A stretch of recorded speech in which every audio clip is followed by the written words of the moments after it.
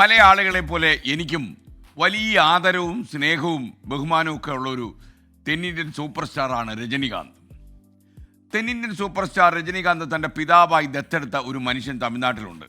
രജനികാന്ത് തന്നോടൊപ്പം തൻ്റെ വീട്ടിൽ കഴിയാൻ ക്ഷണിച്ചെങ്കിലും സ്നേഹത്തോടെ അത് നിരസിച്ച ഒരാളാണ് അദ്ദേഹം.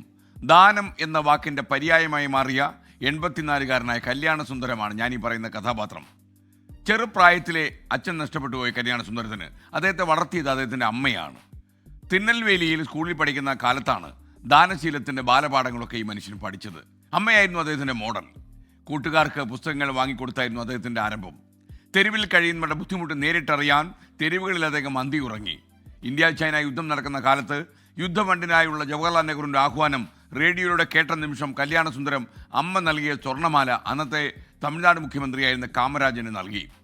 കല്യാണസുന്ദരം തിരുനെൽവേലിയിലെ കോളേജിൽ ലൈബ്രറിയനായിരുന്നു. ഈ സമയത്ത് താൻ സമ്പാദിച്ചതെല്ലാം അദ്ദേഹം പാവങ്ങൾക്കായിട്ട് വിതരണം ചെയ്തു.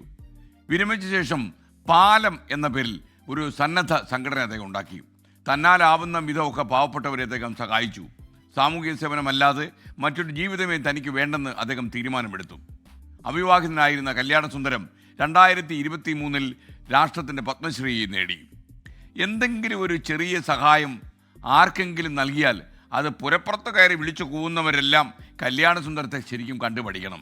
ഒരു കൈ ചെയ്യുന്നത് മറ്റേ കൈ അറിയരുത് എന്നൊക്കെ ആൾക്കാർ പറയില്ലേ, അതേപോലെ ആയിരുന്നു കല്യാണസുന്ദരത്തിൻ്റെ ജീവിതം.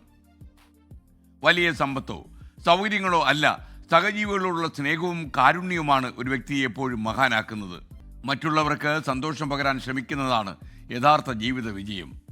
ലോകത്തെവിടെയായാലും ഏത് സമയത്തും 24 വാർത്തകളും ഓഗ്മെന്റഡ് റിയാലിറ്റി പാക്കേജുകളും എക്സ്പ്ലെയിനറുകളും വിശദമായി കാണാൻ ഞങ്ങളുടെ യൂട്യൂബ് ചാനൽ നിങ്ങൾക്ക് സബ്സ്ക്രൈബ് ചെയ്യാം.